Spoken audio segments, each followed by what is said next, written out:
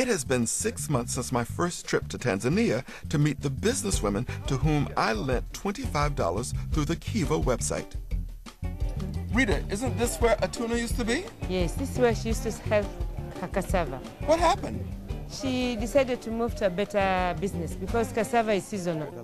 Rita took me to Atuna's house. I want to know about the long-term impact of these small loans. So, Atuna, what happened to your cassava business? When I see that one business is not doing so well, I must change. I look for another business so that I can get money. Right now, I'm selling kangas. I'm also selling phone top-up cards, cold water, and ice cream. That's what I'm doing at the moment. How did the loan help you out? Now I have the money to take my child to school. I can pay for her transport and tuition. And for me, I have money for my personal use, expenses, and this helps. After the first loan from Kiva, did you take out a second loan?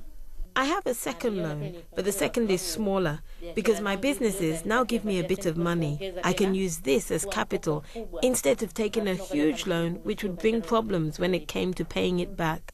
The interest rate on Atuna's loan is 36% per year, not a small amount. But the relative cost of administering microloans is high. Often the only alternative are loan sharks charging much, much more. It's time to practice my sales technique as I join Atuna selling fabric. I'm sure I will be a great help. Tell her she's a supermodel.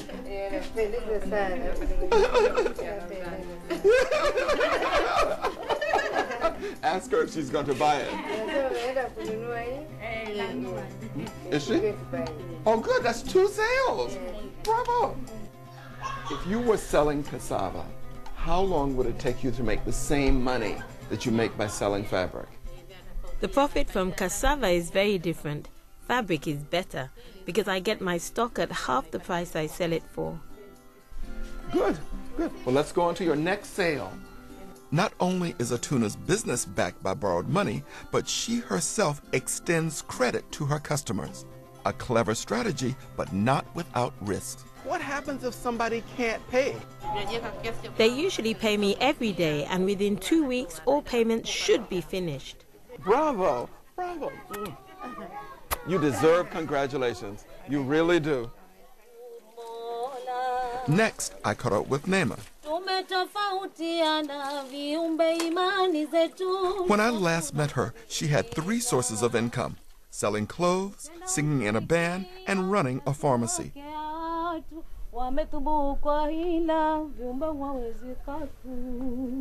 Like Atuna, Neema has had to change direction. The pharmacy has closed, and now she's selling charcoal from home. I wanted to know what had gone wrong. The drug prices became very high, and it was too stressful.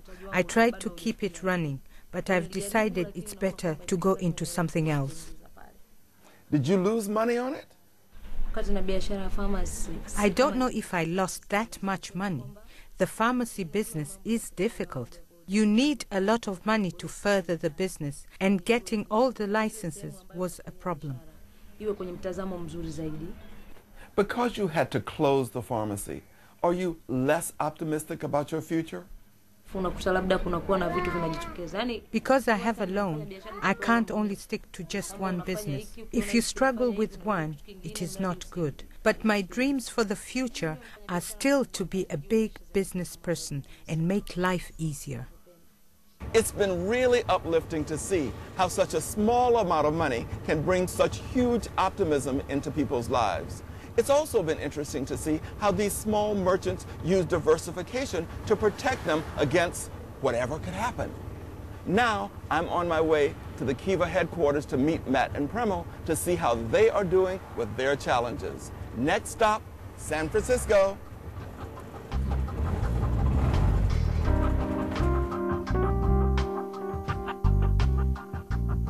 There's a lot to catch up on. Kiva's launch in the United States has generated plenty of publicity. Before returning to visit Matt and Premal at Kiva, I decided to check out their website and the news media online to see what has happened over the past 6 months. Well, there has been some controversy. It seems that the loans were not direct person-to-person loans as they had advertised at the site. And I wonder, what impact has this had upon the organization? A New York Times article explained how Kiva's loans are actually made before lenders fund them. This information was on the Kiva site, but it wasn't the person-to-person lending that some had assumed.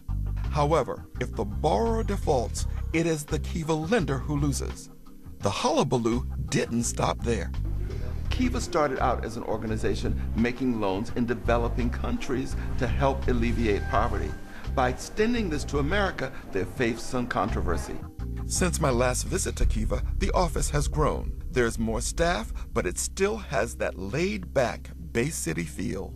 Premal and Matt, it's great to see you again. Good to see you too. So what has been going on during the past 6 months? At the highest levels, it looks like we're raising about $1 million more each month on Kiva. So congratulations. Yeah, it's really exciting. And there's been a couple of I would say, controversies too at Kiva, which have kept us on our toes.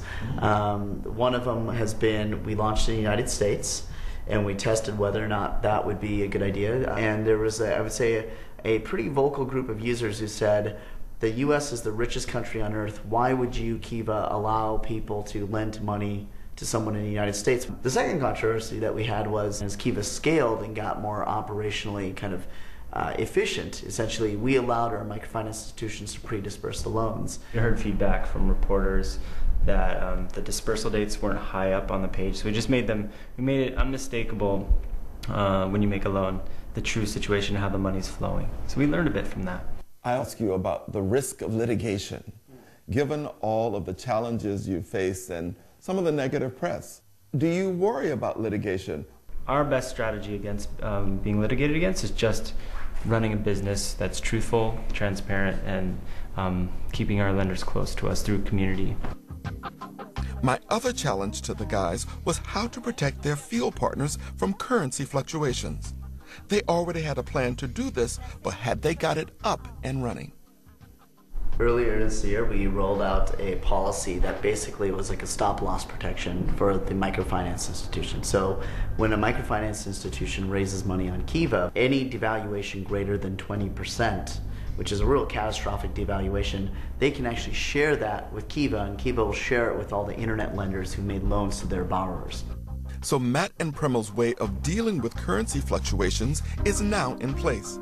However, it seems my advice to lower the U.S. loan limit to minimize the potential damage of litigation has fallen on deaf ears.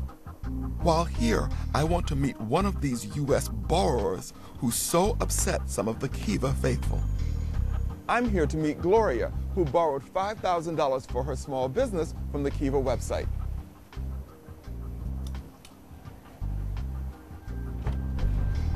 Hi, Gloria. Good morning. How are you? Great, great smile. Thank you. Hi, nice to meet you. You as well. So tell me about your business. We're a small neighborhood-based mailing and shipping store. We provide professional services, mostly to the Sunset District. Excuse me. And how did you acquire this business? I was looking for a job, and I was surfing online, and I happened to come across the listing for the business. I came out, I met the owner, I liked it, and I quit my job. So instead of getting a job, you bought a business. I was too dumb to be scared. That's a good thing. Yes. You're right across the street from one of the biggest banks in America. Why didn't you get a loan from them? Not so easy. That I don't fit their credit profile. What profile are they looking for? I think just bigger businesses, something that's not so risky. They wanted for you to be in business for 3 years. At the time, they wanted a business plan, and my credit score wasn't quite high enough. So your only opportunity was really through the Opportunity Fund in Kiva? In different, yes, smaller organizations, smaller community-based organizations, absolutely. When Kiva started this expansion in America, there was a lot of criticism that they should not come to America, that they should stay focused on helping in developing countries. How do you feel about that? Absolutely, they should help people in other countries, but we need help right here in America as well, right here at home. Lots of need for business help for small businesses. It's been so nice to meet you. Thank you, Gloria. Thank you again. Thank you. That evening, having found out my money had been paid back, I looked for another entrepreneur to relend the same $25. I think that one of the things that makes Kiva attractive is that you can sit in your room, in your home, and reach out around the world and lend money to people that will benefit them, that will make a difference in their lives. But also the ease with which you can take that same money and relend it. As a friend of mine said, $25 won't make a difference in my life. It's probably what I spend in a week buying bottled water. So why not take that same money and lend it to somebody, and I'll drink water from the tap.